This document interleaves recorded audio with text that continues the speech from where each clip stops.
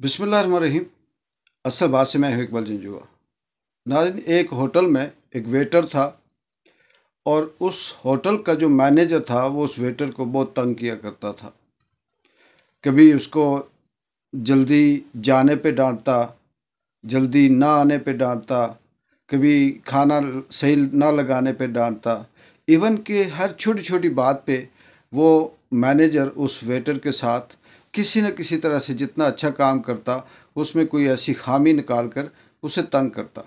वो वेटर उस मैनेजर की इस हरकत से बहुत तंग भी था, लेकिन दूसरी तरफ उसकी मजबूरी थी कि उसे छोड़कर नहीं जा सकता था होटल को, जॉब को, क्योंकि उसके पास कोई इसके अलावा ज़राए आमदन नहीं था।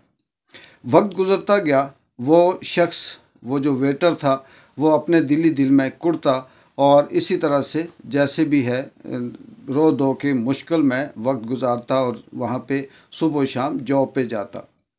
एक वक्त आया, मैनेजर की कहीं दूसरी जगह पे जॉब हुई या उसने वहाँ से छोड़ना चाहा, तो वो छोड़ने लगा और उसने अपने होटल के सारे स्टाफ को जमा किया, जो भी उसके अंडर आता था, चाहे वो वेटर थे, किचन स्टाफ था, एडमिन स्टाफ था, जो भी था, बुलाकर उन्हें अपना आखिरी खिताब किया या अपनी वो सारी बातें की कि मुझे इतना अरसा हो गया यहाँ पे सर्विस करते हुए, इस दौरान किसी के साथ मेरी कोई ज़्यादती हुई हो, जब कोई मुश्किल हुई हो या किसी का दिल दुखा हो तो मैं माज़रत ख़्वाह हूँ।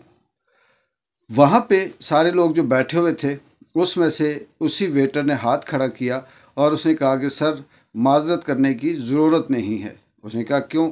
उसने कहा आप जिस हिसाब से जो सलूक हमारे साथ करते थे वही सलूक मैं आपके साथ करता था। उसने कहा वो कैसे?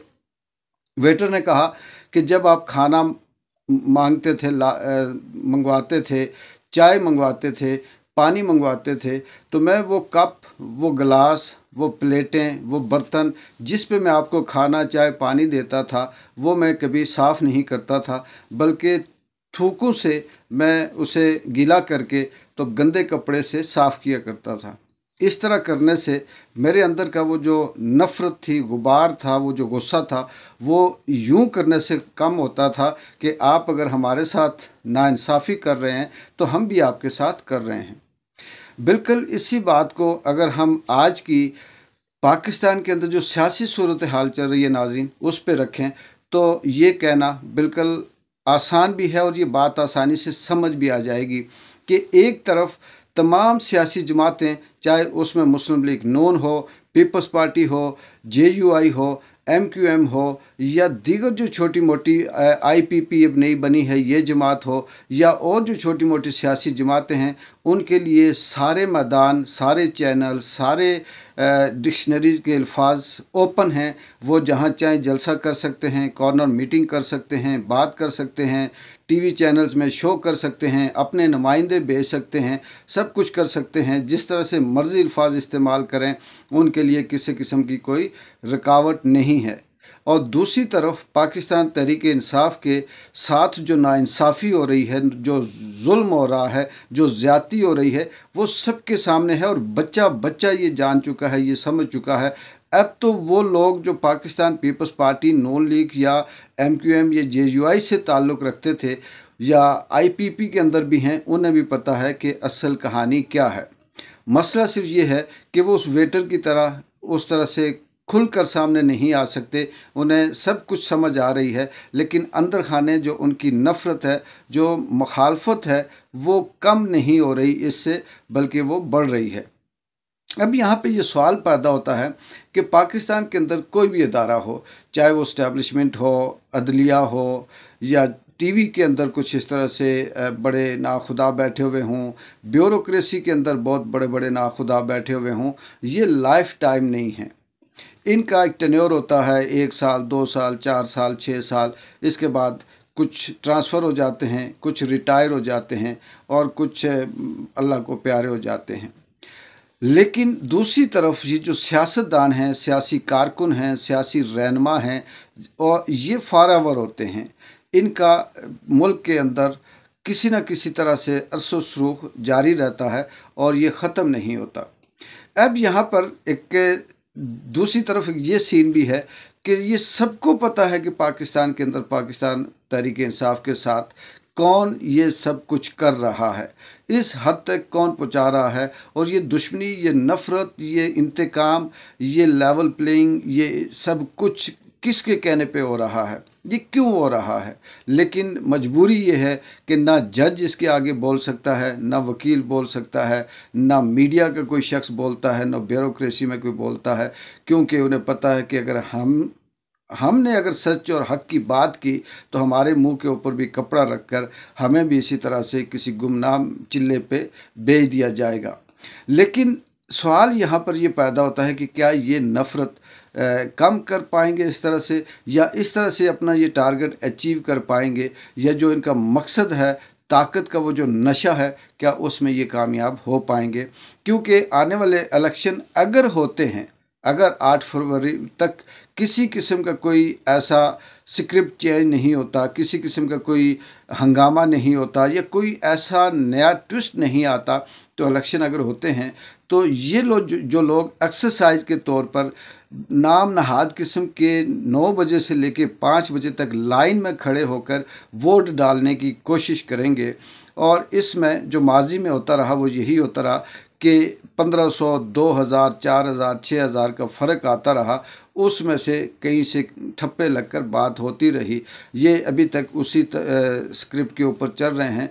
लेकिन अगर ये सारी एक्सरसाइज की गई तो उसमें ये जो आम आदमी है, हो सकता है कि नून लीग के वोटर भी, हो सकता है पीटीआई पीपल्स पार्टी के वोटर हों, आईपीपी के वोटर हों, जो उनके साथ चल रहे हैं, जिन्होंने उनके झंडे पकड़े हुए हैं। जब ठप्पा लगाने की बात आए, जब मोहर लगाने की बात आए, तो वो बल्ले पे या पाकिस्तान तहरीक इंसाफ के उम्मीदवार को वोट दे। जब ये चीज़ होगी तो किसी भी पोलिंग स्टेशन पे पीटीआई और जो दूसरी सियासी जमातें हैं उनके दरमियान ज़मीन आसमान का जब फ़र्क होगा, 80-20 का या 90-10 का जब फ़र्क होगा, तो उसको मिटाना इनके लिए बहुत मुश्किल हो जाएगा। लेकिन चले अगर हम इसको भी मान लेते हैं कि वो इसको भी मैनेज कर लेंगे, मुख्तलिफ जहाँ जहाँ उन्हें ख़दशा है वहाँ ऑलरेडी ये सब कुछ करके कह देंगे कि ये असल में अवाम ने वोट डाले हैं और ये पीटीआई के ख़िलाफ़ वोट आए हैं। और उसको ये दुनिया में, पाकिस्तान के अंदर तो इन्होंने क्या धूल झोंकनी है, लेकिन दुनिया को बताने के लिए ये ज़ाहिर करेंगे कि जमहूरियत थी, जमहूरी प्रोसेस था। लेकिन इसके आगे फिर एक सवाल पैदा होता है कि ये सिलसिला फिर कब तक चलेगा। 2 साल के बाद, 3 साल के बाद, जैसे पाकिस्तान की 75-76 साल तारीख़ है सियासी, कि एक बार फिर से यही सारा ड्रामा होगा और फिर से नए इलेक्शन होना शुरू होंगे। यहाँ पे ये बात जो कहने का मकसद है वो ये है कि आम आदमी के दिल के अंदर जो नफ़रत पैदा हो चुकी है इस निज़ाम के ख़िलाफ़, इस मुल्क के सिस्टम के ख़िलाफ़, वो नफ़रत उस वक्त तक ख़त्म नहीं होती जब तक ये निज़ाम, ये सिस्टम सही तरीके से इस मुल्क के अंदर चलता नहीं है। अगर ये इसी तरह से रहा तो ये नफ़रत भी बढ़ती जाएगी और लोगों के अंदर शऊर भी आता जाएगा। और फिर आने वाले वक्त में अल्लाह ज़िंदगी करे, अल्लाह ताला के हाथ में है ज़िंदगी और मौत। और ये भी हमने देखा है कि अल्लाह ताला ये कुदरत निज़ाम उसी का साथ देता है जो अपनी मदद, जो हिम्मत वाला होता है, और गॉड हमेशा उसकी मदद करता है जो अपनी मदद आप करता है। तो इस तरह से इमरान खान का यकीन है, ईमान है, जद्दोजहद है, पुख्तगी है। इस उम्र में वो जो सज़ाएँ काट रहे हैं इस अवाम के लिए, इस मुल्क के लिए, इस धरती के लिए, इन बच्चों के लिए, इन बच्चों की सेहत के लिए, इनकी तालीम के लिए, तो शायद कुदरत मेहरबान हो और उन्हें लंबी ज़िंदगी दे और वो वक्त दिखाए कि जब वो फ्री होकर बाहर आएँ और फिर अवाम में उसी तरह से उनकी इज़्ज़त, उनकी शोहरत, उनकी मकबूलियत आसमानों को छुए। लेकिन उस वक्त ये नफ़रत कैसे ख़त्म की जाएगी, ये इंतकाम कैसे ख़त्म किया जाएगा। अगर फ़र्ज़ करते हैं कि ये सीन नहीं होता, लेकिन इसके बावजूद ये नफ़रत रहेगी। यहाँ मेरा जो इस सारे व्लॉग के अंदर जो चीज़ मैं एंड पे सम अप करना चाहता हूँ वो ये है कि इस नफ़रत को आप ख़त्म नहीं कर सकते, चाहे जितनी मर्ज़ी आईपीपी खड़ी कर दें, जितना मर्ज़ी मियाँ साहब को सर पे उठा लें, जितने मर्ज़ी आप मीडिया को मैनेज कर लें और तमाम मीडिया को ये टास्क असाइन कर दें कि वो बैरूनी मुल्क के सफ़ीरों के पास जाएं और उनसे इंटरव्यू लें, उनके बयानात लें और उन्हें ये कहें कि नवाज शरीफ का पाकिस्तान आना जो उनका अंदरूनी मामला है, इसमें कोई ऐसा मसला नहीं है। इमरान खान अगर बंद है तो वो किसी केसों के हवाले से बंद है। इससे आप अमेरिका को लॉलीपॉप दे सकते हैं, इससे आप यूरोप और अपने जो आका हैं उनको खुश कर सकते हैं। लेकिन ये मुल्क के 25 करोड़ आवाम जो बेशक गरीब है, कमज़ोर है, बुज़दिल है, ग़ुलाम है, सब कुछ है, लेकिन वक्त आता जाएगा कि ये लोग आस्ता आस्ता शऊर पकड़ते जाएंगे, आगे आते जाएंगे और इनको फिर तारीख़ के अंदर ये जब ज़िक्र करेंगे, नस्ल दर नस्ल जब ये बात चलेगी तो आप लोग स्याह हरूफों से लिखे जाएंगे और आप इनको काबू नहीं कर सकते। इसलिए खुदारा ये ज़हन से निकाल दें, स्क्रिप्ट से ये वाला हिस्सा निकाल दें कि इस जुल्म से, बर्बरियत से, जबर से और वन वे ट्रैफिक से आप पीटीआई की मकबूलियत को ख़त्म नहीं कर सकते। आईपीपी और नून लीग को बेवकूफ़ बनाकर उनको आसमानों की बुलंदियों पे नहीं पहुंचा सकते। वो बैसाखियां हैं, बैसाखियां किसी वक्त भी गिर सकती हैं। इकबाल जिंजो को इजाज़त दें। अल्लाह हाफिज़।